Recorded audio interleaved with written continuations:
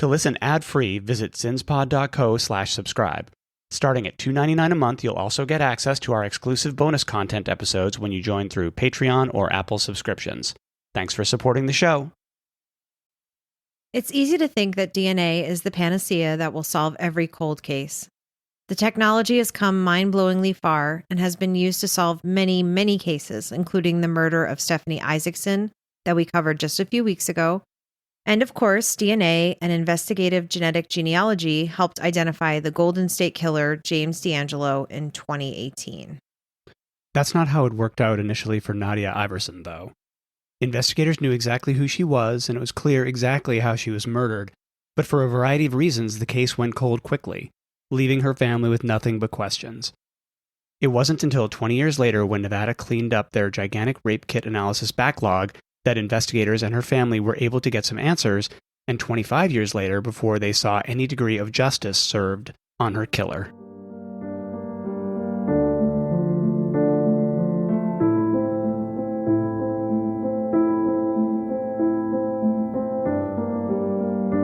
Hi, and welcome to Citizen Survivors, a Las Vegas true crime podcast where we focus on cases that deal with domestic violence as well as missing persons and unsolved cases.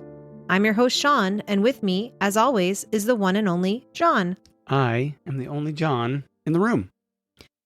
We have a case this week that went cold for nearly 20 years, where DNA plays a vital part in the eventual solve, which is becoming more and more common as the technology around DNA is getting better. Companies like Othram Labs can get valid DNA profiles from extremely small samples. We'll talk in a bit about why the case went cold for so long.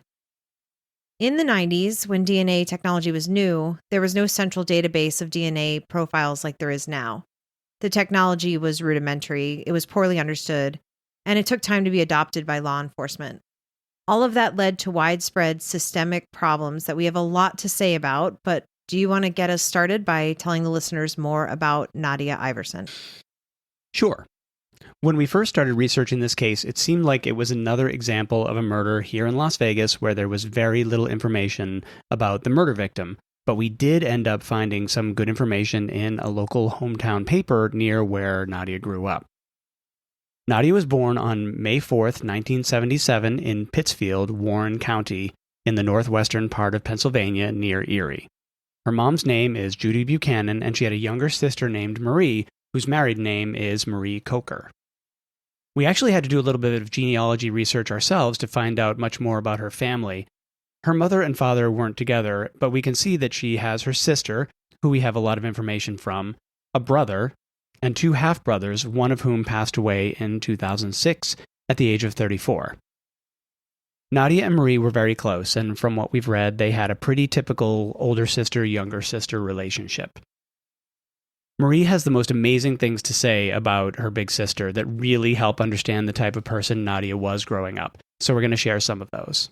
We're thankful that she shared all of this with her hometown paper because it offers really great insight into the cool and unique person Nadia was. She described her sister as unique and said she was a firecracker and that she was very spunky and strong-willed and confident in what she was, and that she marched to her own beat. As you might expect, according to Marie, Nadia was friends with just about everybody she met. She was a very likable person, someone who just had to make sure others felt safe. She was the type to take others under her wing and take care of them. Another quote that stuck out to us was that she said, "She put pickle juice on her sandwiches and stole the pimentos from her sister's olives," which really does paint a picture for anyone with a younger sibling, and she does sound super sassy. Marie told a story about how Nadia gave her her first tattoo when she was 13. It's just 3 letters, Taz, T-A-Z, like the Tasmanian devil. She said, "We were both a bit spunky back then, and it described both of us." It's no surprise that she said that she's really happy that she has this small memento in her sister's handwriting. She also talked about how the first time she used eyeliner, it was because of Nadia, who pinned her up against the wall and applied it, adding that her sister had a natural style and a gift for cosmetology and being a stylist. She was a girl with big hair in the era of big hair. Nadia's my age, only born 8 days before me. Being from New Jersey, I kind of know a little something about the big hair era of the late 80s, early 90s. and she absolutely loved Warren County, where she grew up. She loved fishing in the Allegheny River, swimming in Broken Straw Creek in the nearby town of Garland, and walking for hours balancing on the train tracks that ran behind the family's house. If she got to choose, she'd choose to eat at the family-owned restaurant The Galley in Youngsville, which is still there to this day. We looked it up, and it looks like a great family restaurant. According to Marie, as a preteen, Nadia would come up with names for her future children, and she wanted to find love and start a family. Nadia graduated from Youngstown High in 1995, and Marie said that she had a serious boyfriend and they were planning to get married. When that didn't work out, Nadia was crushed. The two broke up in 1997, and as Marie put it, when you live in a small town, it's hard to avoid seeing your ex everywhere. It was only a few weeks later that Nadia met a new guy, Gregory Scott Vasilison, that she called Scott. Nadia and Scott picked up and drove out of town, heading to Las Vegas. Marie said that the only items left in her room were a pair of jeans and a cherished leather jacket. We're not sure why they decided to move here to Las Vegas, but things didn't go as planned. Scott got arrested for armed robbery soon after they arrived, which must have been a huge problem since they were both young and probably didn't have the easiest time finding steady employment. Scott was known to the local authorities because there were allegations that he was abusive, but we'll have more to say about him later. We don't know exactly what happened after he was arrested, but her friend Tori said that she saw Nadia on her birthday downtown celebrating on May the 4th. On May 8, 1997, construction workers found Nadia murdered in a housing project called Marble Manor in Las Vegas's historic West Side at 1226 Reed Place near Washington Boulevard and Martin Luther King Avenue. She had been shot in the head just 4 days after her 20th birthday. She was found wearing a turquoise jogging suit with purple sleeves, and newspaper reports at the time commented that she was thin and clean-cut with dark hair in the typical weird 1990s fashion. Police were able to identify her in just a few days because she herself had been arrested recently. An autopsy concluded that Nadia had been killed by a single gunshot wound to the back of the head, and according to the medical examiner, the entry wound indicated that the barrel of the gun was being pressed to the back of her head when it was fired. The bullet then exited the front of her face and was recovered from an adjacent bedroom in the house. There were some dirty tissues recovered from the scene. No shell casings, money, or identification was recovered. The medical examiner noted that there was evidence that Nadia had been sexually assaulted as well. They collected what was called at the time a sexual assault forensic evidence kit, but today we'd just call that a rape kit. That included clippings of fingernails, swabs from her clothing, and some tissues that had been found at the scene, as we said, and all this was properly preserved in evidence. As we mentioned before, though, at the time, law enforcement didn't really know what to do with this evidence once they had it. There was no way to search for the perpetrator. They would just have to hope they stumbled across it, and even then there was very little cross-referencing at the time in such cases.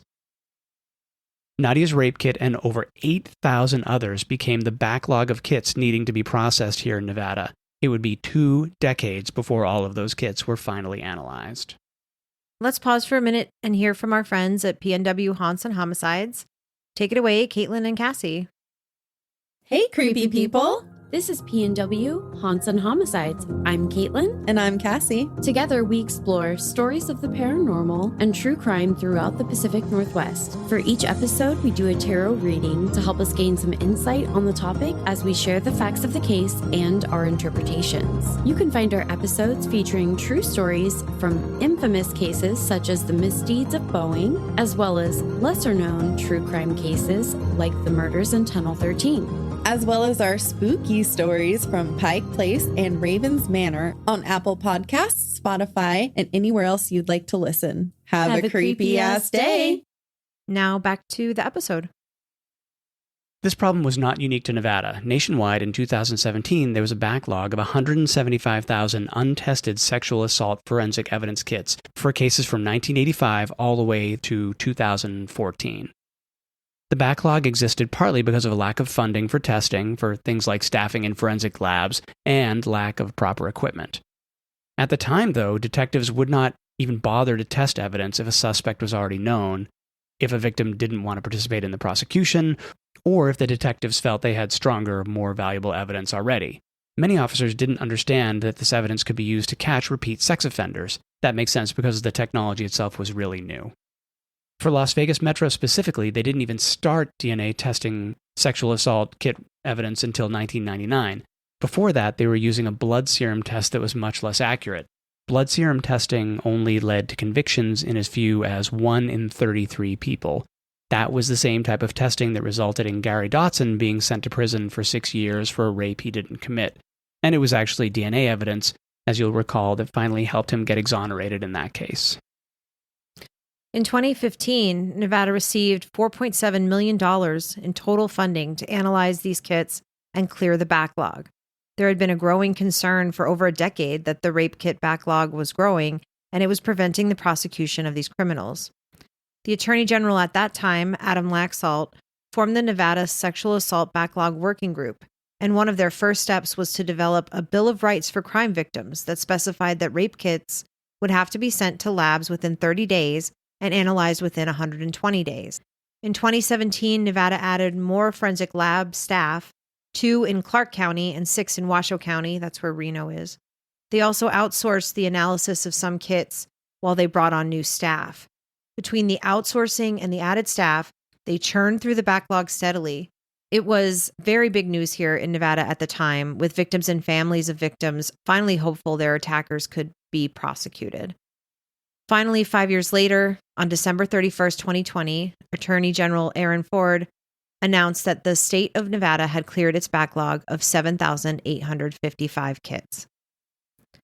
CODIS is the FBI's combined DNA index system, the National Criminal DNA Database. NDIS is the National DNA Index System, and it's part of CODIS. It contains the DNA profiles uploaded by participating forensic labs, local, state, federal labs, such as the Forensic Lab here in Las Vegas, run by Metro. The DNA profiles are uploaded into NDIS from evidence collected from many different sources, from missing persons, John and Jane Does, from crime scenes, as well as from arrested and convicted offenders. As forensic techs work through the backlog here in Nevada, these profiles were uploaded into NDIS, and at first, they were seeing a 40% match rate or hit rate to profiles already in CODIS, which is incredibly high. A CODIS hit or match can happen in one of 2 ways. The first is when a DNA profile developed from evidence is uploaded to CODIS and matches with the profile already in the system. The second is a case-to-case hit where an unidentified DNA profile matches another unidentified profile from a different case. This type can be helpful in identifying serial sex offenders. When there is a potential match, the lab staff will perform a set of procedures to confirm.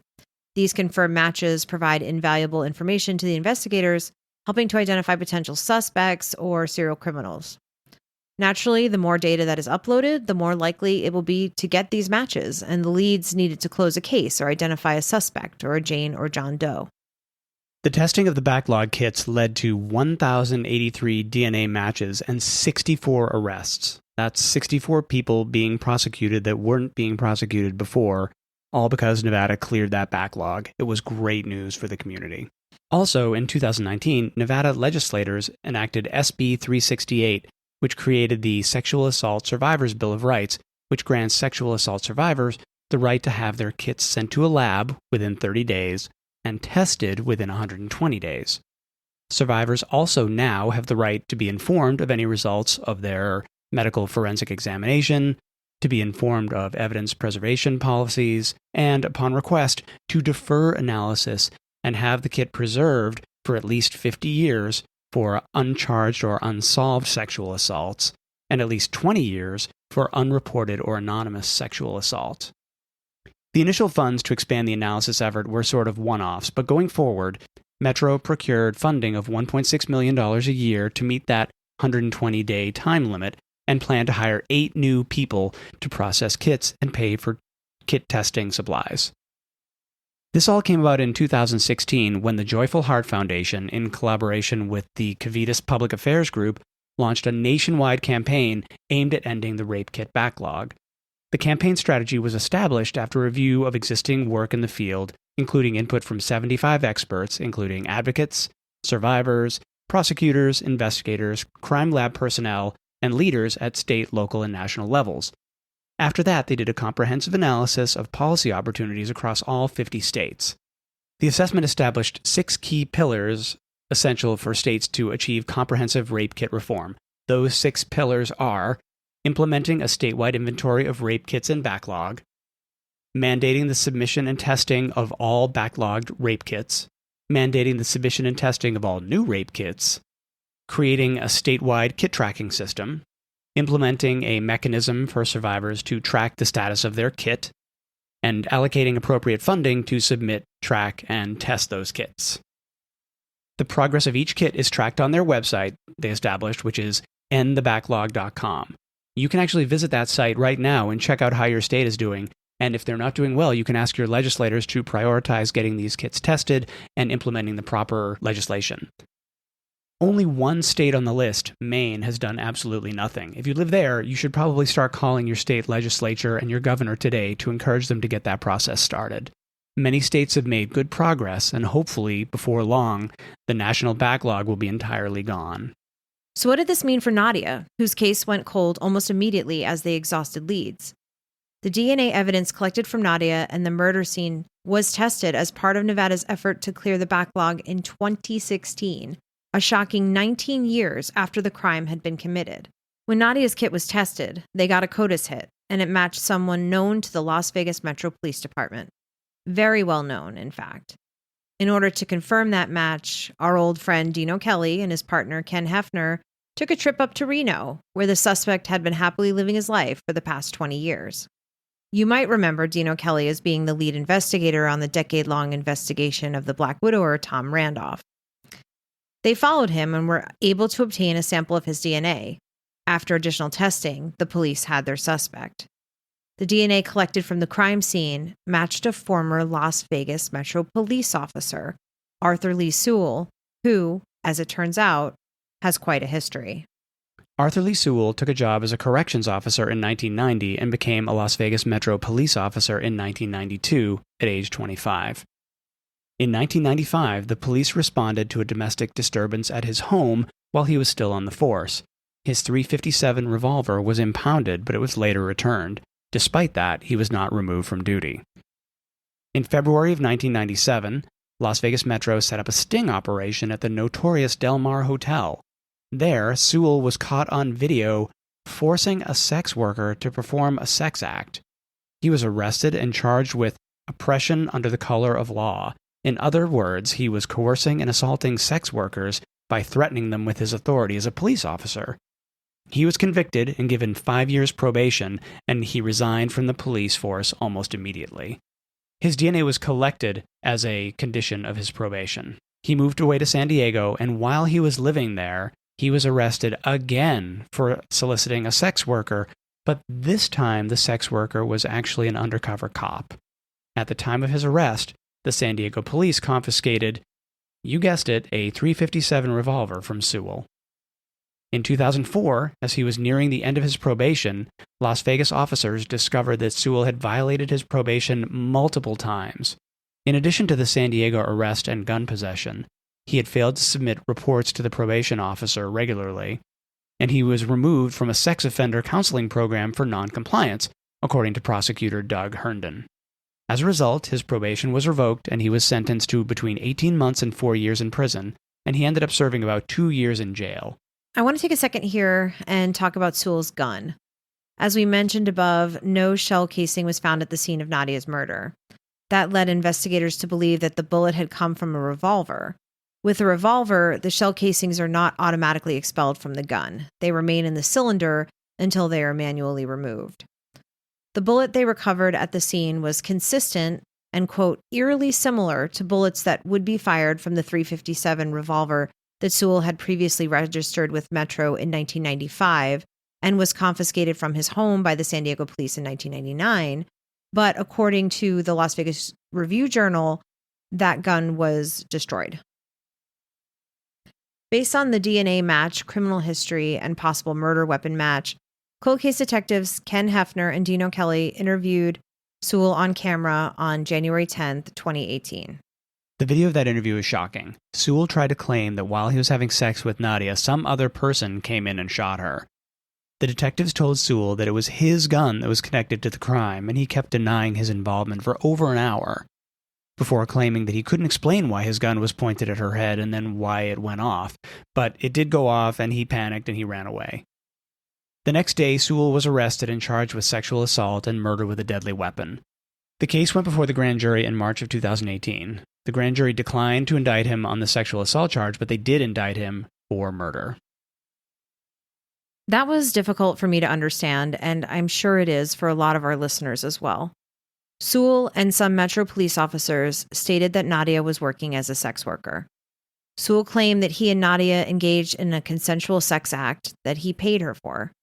Nadia's family vehemently denies that she was working as a sex worker, as there is no evidence that she was ever arrested for solicitation, and as we mentioned, no cash was found at the scene or on her person. I have some more to say about this, but I'm going to save it for the Swing Shift bonus episode. This indictment came nearly 20 years after her murder, and as Marie put it, Sewell, quote, had 20 years to live a secret life. The state did contemplate seeking the death penalty for Arthur Sewell at first, but declined to do so. While efforts were made by the defense to lower his bail, he remained in custody for the duration of the pretrial hearings. The prosecution was prepared to bring in the DNA evidence, the evidence of the bullet matching a gun Sewell was known to own, and his past crimes. In pretrial hearings, District Attorney Pam Weckerly argued forcefully to be able to bring in the past evidence of Sewell sexually assaulting 2 sex worker victims in Las Vegas, as well as the San Diego undercover cop he attempted to threaten or coerce. As DA Weckerly put it, he engaged in sex with sex workers without getting paid, while in uniform and armed when he had the authority to arrest them and deprive them of liberty. The court ruled that during trial, the Las Vegas victims could be brought up, but since the San Diego cop wasn't really a sex worker, and at the time Sewell technically wasn't a Metro cop, that instance would not be used in trial. The defense's main pretrial argument had to do with Sewell's confession. At the time he was questioned, he was not read his Miranda rights, and the police continued to question him after he asked to speak to an attorney. This turned out to be a huge mistake by the detectives. The prosecutors tried to argue that Arthur Sewell was a former officer himself, and he knew what he was doing and was fully aware of his Miranda rights. The defense argued that his statement was involuntary and coerced. They stated that the defendant was an officer 20 years ago, and laws change. The judge agreed with the defendant, and the confession was tossed out. The state lost their appeal on that ruling. The defense also made some highly detailed requests for information on the DNA testing procedures and any corrective actions taken against lab techs, indicating that they were hoping to make an argument against the validity of the DNA test results. We don't know exactly what their arguments may have been because this case never made it to trial. In November 2022, 25 years after Nadia's murder, Arthur Sewell accepted a plea deal. He pleaded guilty to voluntary manslaughter with a deadly weapon and was sentenced to 6 to 15 years, with credit for 1,811 days, nearly 5 years of time served. Art Sewell is currently serving out his sentence at High Desert Prison, and he's eligible for parole in 2028. Nadia's sister and her whole family have committed to be present at any and all parole hearings to make sure he serves out his full 15-year sentence. They feel like he got off very light with that sentence, and we'll talk about that in the Swing Shift episode, so make sure you subscribe so you can listen to that. I'll just say that we have some thoughts on that. We also wanted to circle back and talk about Gregory Scott Vasilin. Remember him? He's the boyfriend that Nadia moved to Las Vegas with back in 1997. At some point, after he got out of jail, he moved back to Pennsylvania and got married to a woman named Kenda, and they had 2 children. This is horrible, but Gregory actually murdered Kenda in an incredibly grisly fashion with an axe, and on November 19th, 2002, he called into Fox News in New York City to confess to the murder. He hung up, but they used caller ID to trace him, and Kenda's body was discovered in Warren County, Pennsylvania shortly after. Greg fled to Las Vegas, and in less than 12 hours, he was arrested downtown. He pleaded guilty to first-degree murder and was sentenced to life in prison without the possibility of parole. He is currently 61. We'd like to take a moment just to talk about Kenda because it seems that no news outlets really did that, and she deserves at least that. Kenda was 34 at the time she was murdered.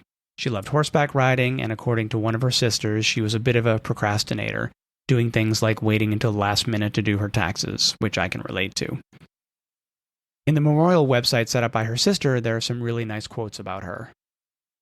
Kenda was tragically taken from us much too early in life. She leaves behind 2 daughters, 2 sisters, her mother and father, as well as a great number of friends who loved and cherished her. She will be missed by all who were fortunate enough to have come to know her. Kenda was a pillar of strength.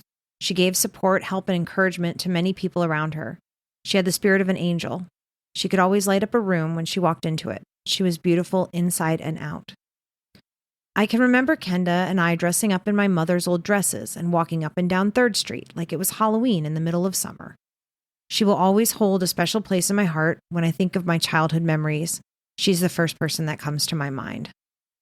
Lastly, we'll finish up with some more quotes from Marie, Nadia's sister, in the aftermath of Art Sewell's long overdue prosecution and conviction. After 25 and a half years of waiting for justice, I feel, in a sense, relieved because he actually confessed.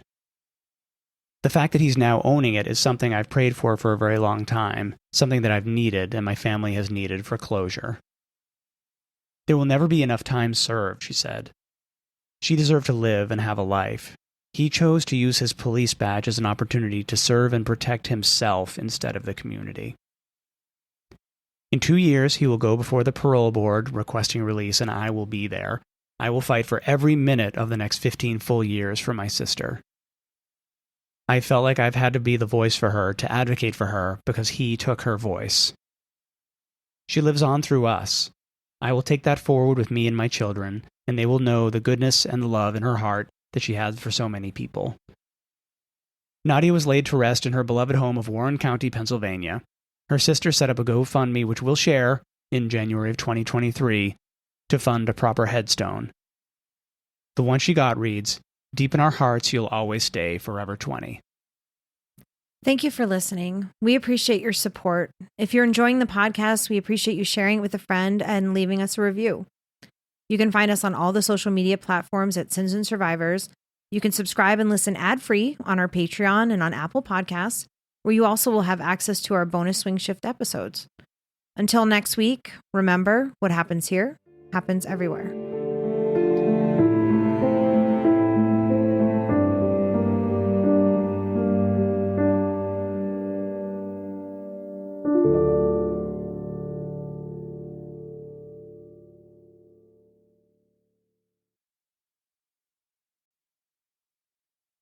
Thanks for listening.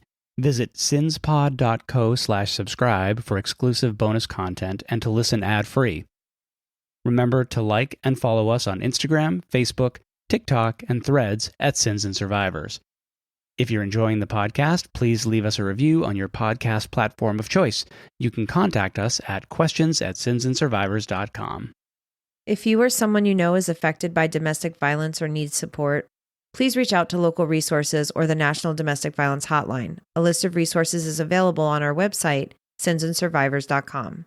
Sins and Survivors, a Las Vegas true crime podcast, is researched, written, and produced by your hosts, Sean and John. The information shared in this podcast is accurate at the time of recording. If you have questions, concerns, or corrections, please email us. Links to source material for this episode can be found on our website, sinsandsurvivors.com. The views and opinions expressed in this podcast are solely those of the podcast creators, hosts, and their guests. All individuals are innocent until proven guilty. This content does not constitute legal advice. Listeners are encouraged to consult with legal professionals for guidance.